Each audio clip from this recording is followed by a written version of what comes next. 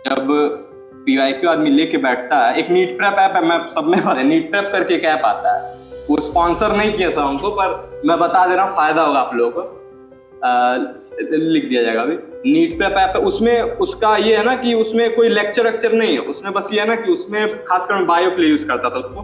Bio के हर page के वो लाइन के क्वेश्चंस बनाते हैं, हर हर पेज के 10 क्वेश्चन बना देंगे सब, होता है ना। तो उससे क्या होता है ना कि लोग कहते हैं एनसीईआरटी पढ़ो, एनसीईआरटी पढ़ो, लोग बहुत एनसीईआरटी पढ़ रहे हैं, सब एनसीईआरटी पढ़ रहे हैं, जा रहा है दिमाग में, ये भी तो पता चलना चाहिए। जब तक आप क्वेश्चन नहीं प्रैक्टिस करेंगे और तब अब तक आपको ये नहीं पता चलेगा कि जो चीज आपको पढ़ रहे हैं वो समझ में आ रही है, याद हो रही है कि नहीं।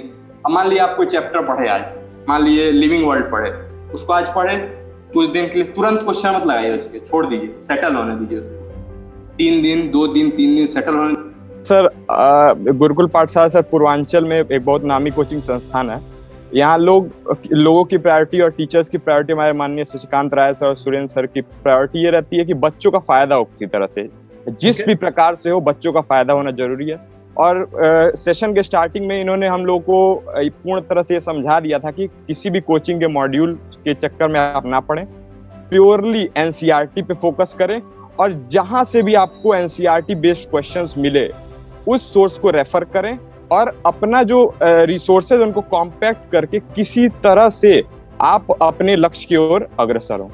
तो सर कोचिंग इंस्टीट्यूट में सर मैं परमानेंट ऑफलाइन कोचिंग संस्थान से मैं जुड़ा रहा, पर मैं हर सारे क्लासेस करता था, लेक्चर्स करता था, घर आके एनसीईआरटी पढ़ता था, और फिर नीट प्रेप के क्वेश्चन जो डाउट रहते थे उन्हीं लोगों से पूछता था, और वो लोग भी काफी इस सोर्स की बहुत प्रशंसा करते थे। ठीक है, तो आपने ये बताइए, रूटीन बताइए अपना, दिन में कितने बजे से कितने बजे तक कोचिंग क्लास होती थी, उसके बाद क्या करते थे, क्वेश्चन प्रैक्टिस क्या करते थे, अपना सुबह से शाम तक का थोड़ा हिसाब बता दीजिए।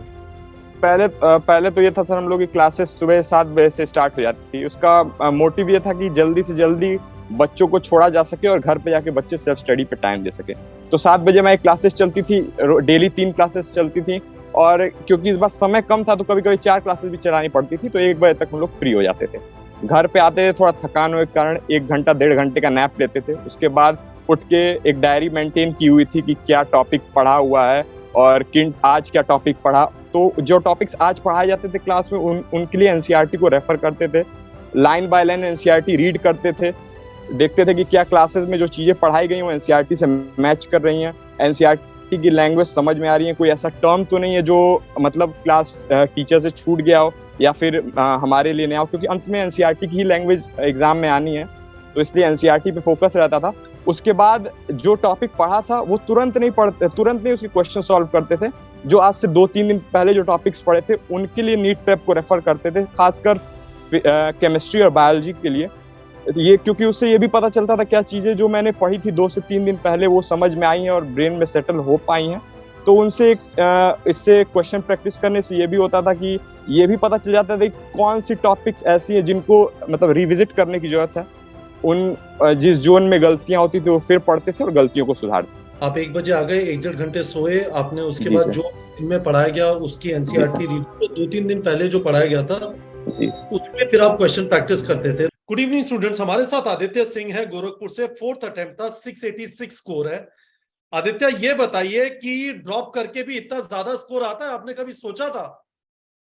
सर कभी ऐसा सोचा नहीं था, मगर मुख्यतः यह प्रयास था कि किसी तरह से गवर्नमेंट कॉलेजेस मतलब 600 का जो क्रॉस लाइन है उसको पार किया जाए और गवर्नमेंट कॉलेज में एडमिशन लिया जाए। अब ये था कि अच्छे मार्गदर्शन मिला और घर वालों का सपोर्ट रहा, तो उससे 686 में मार्क्स ऑब्टेन करने में सक्सेसफुल रहा। जबरदस्त है। आपके यहाँ पे कौन सी मिठाई बांटी जाती है गोरखपुर में? सर मोतीचूर बटता है सर, मोतीचूर की मिठाई। मोती। ठीक है। जी सर। 2020 में क्या स्कोर था, 21 में क्या था और 22 में क्या था? सर 2020 में मेरे पहले अटेम्प्ट में 475 स्कोर किए थे। उसके बाद मैं मतलब एलएन में था, तो वहाँ पे कोरोना के कारण मैं मिड सेशन में आना पड़ गया था, तो घर पे ही प्रिपरेशन करके थोड़ा नंबर इम्प्रूव हुआ था, 512 थे मेरे। और फिर मैं यहाँ गोरखपुर में गुरुकुल पाठशाला ज्वाइन की मैंने। उसके बाद वहाँ पे 1 साल तैयारी करने के बाद मेरे 581 स्कोर आए, कुछ नंबर मार्क्स से रह गए और ड्रॉप। उसके बाद मैंने इस साल जो एग्जाम दिया था उसमें मेरे 686 स्कोर किए हैं सर। बहुत बढ़िया। तो एक चीज बताइए, आपने गुरुकुल पाठशाला ज्वाइन की, मैंने आपसे बात की 2022 और 2023 2 साल आप वहां पे गए। जी तो सर। और साथ में आपने टारगेट बैच लिया इस साल। जी सर। तो प्रॉब्लम नहीं होती थी? वो ये नहीं कहते थे कि सिर्फ हमारे मॉड्यूल या जो भी उनके क्वेश्चंस या बुक्स वो रेकमेंड करते थे वो करो, टारगेट बैच मत करो? क्योंकि आपका एक वीडियो हमने वीडियो है जो भी चला, जी सर। जिसके अंदर आपने गुरुकुल पाठशाला में एक्सप्लेन किया कि क्यों टारगेट बैच यूज करना चाहिए। तो गुरुकुल पाठशाला में इस चीज का कोई कॉन्फ्लिक्ट नहीं हुआ? ये सर गुरुकुल पाठशाला सर पूर्वांचल में एक बहुत नामी कोचिंग संस्थान है। यहाँ लोगों की प्रायोरिटी और टीचर्स की प्रायोरिटी, हमारे माननीय शशिकांत राय सर और सुरेंद्र सर की प्रायोरिटी ये रहती है कि बच्चों का फायदा हो किसी तरह से, जिस ओके। भी प्रकार से हो बच्चों का फायदा होना जरूरी है। और सेशन के स्टार्टिंग में इन्होंने हम लोग को पूर्ण तरह से ये समझा दिया था कि किसी भी कोचिंग के मॉड्यूल के चक्कर में आप ना पड़े, प्योरली एनसीईआरटी पे फोकस करें, और जहां से भी आपको एनसीईआरटी बेस्ड क्वेश्चंस मिले उस सोर्स को रेफर करें, और अपना जो रिसोर्सेज उनको कॉम्पैक्ट करके किसी तरह से आप अपने लक्ष्य की ओर अग्रसर हो। तो सर कोचिंग इंस्टीट्यूट में सर मैं परमानेंट ऑफलाइन कोचिंग संस्थान से मैं जुड़ा रहा, पर मैं हर सारे क्लासेस करता था, लेक्चर्स करता था, घर आके एनसीईआरटी पढ़ता था, और फिर नीट प्रेप के क्वेश्चन जो डाउट रहते थे उन्हीं लोगों से पूछता था, और वो लोग भी काफी इस सोर्स की बहुत प्रशंसा करते थे सर। ठीक है। तो आपने ये बताइए, रूटीन बताइए अपना, दिन में कितने बजे से कितने बजे तक कोचिंग क्लास होती थी? उसके बाद क्या करते थे? क्वेश्चन प्रैक्टिस क्या करते थे? अपना सुबह से शाम तक का थोड़ा हिसाब बता दीजिए। पहले तो ये था सर, हम लोग की क्लासेस सुबह 7 बजे से स्टार्ट हो जाती थी। उसका मोटिव ये था कि जल्दी से जल्दी बच्चों को छोड़ा जा सके और घर पे जाके बच्चे सेल्फ स्टडी पे टाइम दे सके। तो 7 बजे हमारी क्लासेस चलती थी, डेली 3 क्लासेस चलती थी। और क्योंकि इस बार समय कम था तो कभी कभी 4 क्लासेस भी चलानी पड़ती थी, तो 1 बजे तक हम लोग फ्री हो जाते थे। घर पे आते थे, थोड़ा थकान होने के कारण 1 घंटा 1.5 घंटे का नैप लेते थे। उसके बाद उठ के एक डायरी मेंटेन की हुई थी कि क्या टॉपिक पढ़ा हुआ है और किन आज क्या टॉपिक पढ़ा। तो जो टॉपिक्स आज पढ़ाए जाते थे क्लास में उनके लिए एनसीईआरटी को रेफर करते थे, line by line NCERT read करते थे, देखते थे कि क्या क्लासेस में जो चीजें पढ़ाई गई वो एनसीईआरटी से मैच कर रही हैं, एनसीईआरटी की लैंग्वेज समझ में आ रही है, कोई ऐसा टर्म तो नहीं है जो मतलब क्लास टीचर से छूट गया हो या फिर हमारे लिए नया हो, क्योंकि अंत में एनसीईआरटी की ही लैंग्वेज एग्जाम में आनी है। तो इसलिए एनसीईआरटी पे फोकस रहता था। उसके बाद जो टॉपिक पढ़ा था वो तुरंत नहीं उसके क्वेश्चन सॉल्व करते थे। जो आज से 2-3 दिन पहले जो टॉपिक्स पढ़े थे उनके लिए नीट प्रेप को रेफर करते थे, खासकर केमिस्ट्री और बायोलॉजी के लिए। ये क्योंकि उससे ये भी पता चलता था क्या चीजें जो मैंने पढ़ी थी 2 से 3 दिन पहले वो समझ में आई हैं और ब्रेन में सेटल हो पाई हैं।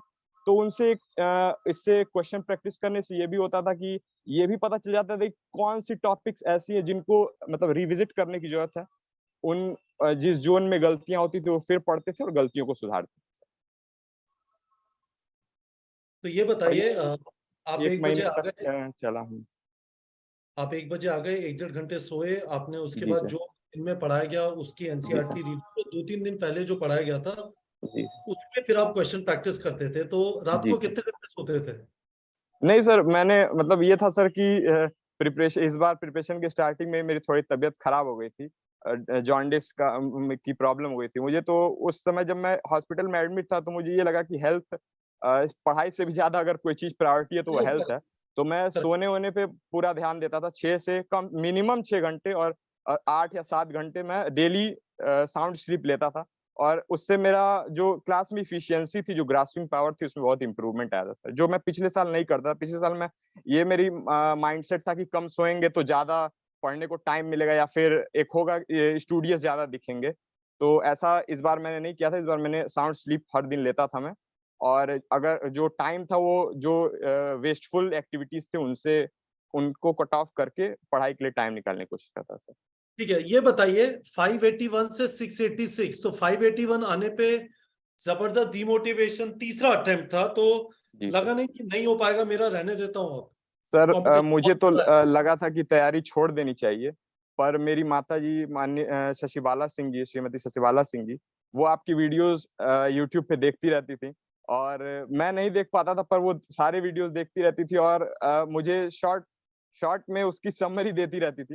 तो जैसे सब लोग कह रहे थे कि जैसे मैंने वेटनरी के भी एग्जाम दिए थे, स्टेट वेटनरी के एग्जाम, तो उसमें मेरी रैंक 1 आई थी, तो लगा कि अपॉर्चुनिटी है, ड्रीम सेक्रीफाइस कर देना चाहिए, क्योंकि होता है कि फैमिली का एक वो रहता है, प्रेशर रहता है कि ड्रॉप ले ना लें। तो पर मेरी मदर काफ़ी सपोर्टिव थी और यहाँ गुरुकुल के टीचर्स ने भी कहा कि देखो बेटा, जो होता है अच्छे के लिए होता है, हो सकता है तुम्हारे 2-3 क्वेश्चन सही हो गए रहते, तो फिर तुम्हें कोई साउथ के कॉलेज लेने पड़ जाते। अब ईश्वर ने तुम्हें मौका दिया है, काउंसलिंग का वेट ना करो और तैयारी में फिर जुट जाओ। तो उनका मैंने बात मानी और फिर तैयारी में लग गया सर। ठीक है, समझ गया। जी सर।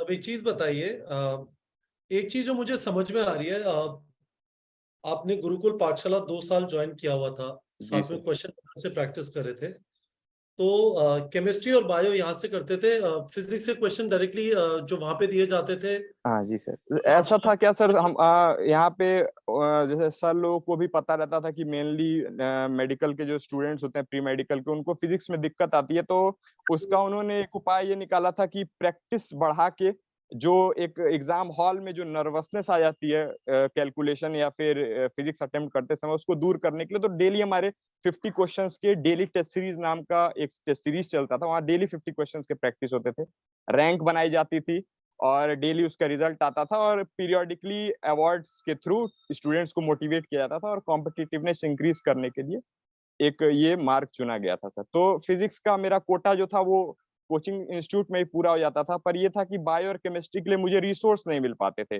जिसमें कम से कम मेरा एनर्जी ऐसे चीज पे एग्जॉस्ट ना हो जो एग्जाम में आए ना। तो मैंने आर्यन राज सिंह का वीडियो देखा, तो उसके थ्रू मैं मुझे नीट प्रेप के बारे में पता चला। तो पिछले साल मैंने सब्सक्रिप्शन नहीं लिया था, मैं गूगल से क्वेश्चन सॉल्व करता था, और पर इस साल था कि कोई कमी नहीं छोड़नी है किसी भी प्रकार की, चाहे फाइनेंशियली पैसा लगाना पड़े तो उसमें कोई दिक्कत नहीं है। तो मैंने नीट प्रेप ऐप की सब्सक्रिप्शन ली, टारगेट बैच की, और उससे बहुत फायदा हुआ मुझे। मेनली ये फायदा हुआ कि पिछले साल जब मैं क्वेश्चंस करता था तो जैसे मेरी आदत थी कि मैं चीजों को टाल देता था, मुझे आंसर, मैं सीधे आंसर्स जो गलत होते थे उनको रट लेता था। और इस बार क्या था, अब मेरे आंसर्स गलत हुआ करते थे क्वेश्चन सॉल्विंग के थ्रू। तो मैं जब जैसे अगर कोई आंसर आपके गलत हुए तो वहां पे रेफरेंस आता है एनसीईआरटी का कि ये इस पैराग्राफ का है, और उससे ये पता चल जाता था कि आखिर मैं किस पेज पे लैग कर रहा हूँ। तो मैं फिर उसे रिविजिट करता था, उसे अच्छे से थरोली रीड करता था, अगर कोई चीज नहीं समझ में आता था तो रिस्पेक्टिव टीचर से कंसल्ट करता था। समझ गया, ठीक है। जी तो आदित्य, क्या ये चीज बोली जा सकती है कि एक लेवल पे आपकी उम्र से थोड़े कम के लोग जो हैं, डिसिप्लिन का इश्यू रहेगा, तो क्लासरूम कोचिंग उस डिसिप्लिन को, कंट्रोल्ड एनवायरनमेंट, एक जगह पे जाके बैठे, अपनी जगह पे बैठे हुए नहीं है, ऑनलाइन पढ़ रहे हैं, बीच में यूट्यूब चले गए, इंस्टाग्राम चले गए, उन सब डिस्ट्रैक्शन से बचने के लिए शायद क्लासरूम कोचिंग में किसी में एनरोल कर लेना। आपके घर के आसपास, ये नहीं बोल रहे कि कोटा हाँ सर।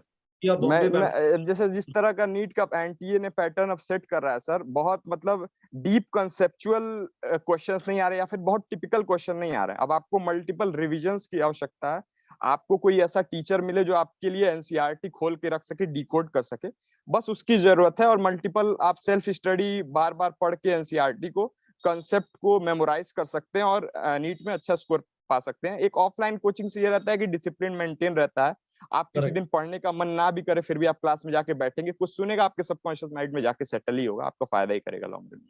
करेक्ट। तो क्लासरूम कोचिंग ज्वाइन कर लिया, वहां पे कोई पढ़ा दिया, डिसिप्लिन वाला इशू वहां से सॉल्व हो गया, जी सर। और जी सर। उसके बाद आपने क्वेश्चन प्रैक्टिस, टारगेट बैच है वहां क्वेश्चन से। सर मेरा ये था सर कि मैं डेली, कम से कम डेली एज अ, जैसे ये इस ऐप ने काफी अलग अलग सिचुएशन में इम्प्रोवाइज करने में भी हेल्प किया। जैसे मान लीजिए अक्सर मैं यहाँ से ऑटो से अपने क्लासेस जाता था, तो रास्ते में 20 क्वेश्चन 30 क्वेश्चन ऑटो में बैठे हुए मैं सॉल्व कर लेता था। आते गजब है। जाते ऐसे डेली डेली 60 क्वेश्चन मैं सॉल्व कर लेता था। घर आता हूँ, 1 घंटे लगते थे फेस्टिवल्स में। और या फिर कभी कभी फैमिली को भी टाइम देना पड़ता है, तो जैसे डिस्कशन हो रहा है किसी चीज का, तो बैठे हुए मैं पार्टिसिपेट नहीं करता था, फैमिली डिस्कशंस में फोन खोल के क्वेश्चन सॉल्व करने लगता था। तो इसी से धीरे धीरे टाइम चुरा चुरा के, अब ये है कि आप हर जगह बुक्स लेके नहीं खोल के बैठ सकते हैं, पर फोन तो अब ये है कि हमारा एक बॉडी पार्ट हो चुका है एक तरह से, तो उसका सदुपयोग करना है। तो नीट प्रेप ने बहुत हेल्प किया उस चीज में मेरा, और काफी इसलिए मैं नीट प्रेप का और कपिल सर का धन्यवाद करना चाहूंगा, नीट प्रेप की टीम को बहुत साधुवाद देना चाहूंगा कि इस ऐप के माध्यम से मेरे जैसे एवरेज स्टूडेंट्स जो थोड़ा एक तरह से डेविएट हो जाते अगर उन्हें अच्छा रिसोर्स नहीं मिलता, उनको काफी हेल्प मिली सर। यार एक्चुअली आदित्य, मैं आपको थैंक यू बोलना चाहूंगा। चीज क्या है कि जब हम इतनी मेहनत करके हम लोगों ने जो ये क्वेश्चन बैंक टेस्ट सीरीज वगैरह बनाया, जब इस तरह का फीडबैक मिलता है तो लगता है कि जो भी मेहनत की, इट मेंट समथिंग, उसका कुछ फायदा हुआ। तो बहुत अच्छी बात है। मैं आपसे ये चीज पूछना चाहता हूँ, जो भी ड्रॉपर्स इस वीडियो को देख रहे हैं, यदि आपको उनको 3 एडवाइस देनी है तो वो क्या होंगी, जिससे हर जने का सपना है बड़ा स्कोर करें। बहुत यस। सारा शक भी होता है कि सुना है कि टॉपर सारे फर्स्ट अटेम्प्टर होते हैं, जितना आप ड्रॉप करते जाते हो आपका रेडियो एक्टिव डिके हो रहा होता है ना, दिमाग का, मोटिवेशन का, जो भी बोले। तो आप ऐसे इंसान को जो करना चाहता है पर दुनिया भर का सेल्फ डाउट हो रहा है, उनको क्या 3 एडवाइस देंगे? तो सबसे पहले तो मैं कहना चाहूंगा कि जैसे जैसे ड्रॉप ईयर्स बढ़ते जाते हैं, सबसे पहले तो आदमी के अंदर फ्रस्ट्रेशन आने लगता है। थोड़ा वो सोसाइटी से और फ्रेंड से कट आउट होने लगता है। उसे ऐसा लगता है कि मतलब उसे लो फील होने लगता है। पर सबसे पहले मैं यही कहूंगा कि देखिए, आप मेहनत कर रहे हैं, कभी कभी आपका भाग्य साथ नहीं देता है, कभी कभी मेहनत जितना आपने की उस अनुसार परिणाम नहीं मिल पाता है। तो आपको पेशेंस बनाए रखना है। और दूसरी चीज की बहुत ज्यादा भटकने की जरूरत नहीं है। सभी रिसोर्सेज आपके सामने हैं, और बहुत ज्यादा रिसोर्सेज के पीछे पड़ेंगे कि ये गाइड पढ़ लें, उस कोचिंग के मॉड्यूल पढ़ लें, 5 टेस्ट सीरीज ज्वाइन कर लें, तो उससे कहीं ना कहीं आपकी एनर्जी एग्जॉस्ट होगी, और इन द लॉन्ग रन वो आपको डिस्ट्रैक्ट ही करेगा। और जब एग्जाम पास आ जाते हैं, आपके पास बहुत सारे रिसोर्स रहते हैं, तो रिवीजन के समय कहीं ना कहीं आदमी जब टाइमली रिवाइज नहीं कर पाता है चीजों को, तो अंदर से टूट जाता है। तो रिसोर्सेज कॉम्पैक्ट करें, एक कहीं कोचिंग ज्वाइन कर लें, और नीट प्रेप की बेस्ट क्वेश्चन बैंक है, एनसीईआरटी बेस्ड क्वेश्चन बैंक है। सबसे बढ़िया मुझे यही लगा कि एनसीईआरटी बेस्ड क्वेश्चन बैंक अगर आपके पास रहती है, तो आप बहुत ज्यादा चीजें पढ़ने के बजाय कॉम्पैक्ट चीजों को ही कई बार पढ़ते हैं, तो वहां आपकी एक्यूरेसी और जो रिस्पॉन्स टाइम होता है वो कम होता है, और फिजिक्स पे या केमिस्ट्री के हार्ड क्वेश्चन पे आप ज्यादा टाइम दे सकते हैं। और तीसरी चीज मैं यही कहूंगा कि गिव अप नहीं करना चाहिए। कभी कभी हम लोग गिव अप कर देते हैं, जबकि चीजें बहुत करीब होते हैं हम चीजों के, किसी चीज को प्राप्त करने के हम बहुत करीब होते हैं, फिर भी निराशा के कारण या फिर सेल्फ डाउट के कारण हम गिव अप कर देते हैं। ऐसा नहीं करना चाहिए। अंत तक लड़ना चाहिए, और अंत तक होप अपना मेंटेन करके रखना चाहिए। Very good Aditya, thank you so much. Thank you. 2020 में 475, 2021 में 512, 12। 2022 में 581 और यस। 2023 में 686, 686। यस। 581 के बाद इनके 105 नंबर बढ़े। तो सबसे पहली इंपॉर्टेंट चीज, जितने भी स्टूडेंट जो ड्रॉप कर रहे हैं, ये वीडियो देख रहे हैं, मैं उनको बोलना चाहता हूं 100% मुमकिन है। वापस बोल रहा हूं, 100% मुमकिन है। आप लगे रहिए, मेहनत करेंगे, हो जाएगा। आपके सामने जीता जाता एग्जाम्पल है। आदित्य सिंह ओरिजिनली देवरिया से है, पढ़ाई इन्होंने गोरखपुर में की। Thank you so much Aditya, and thank you thank you for sir. This. Thank you sir.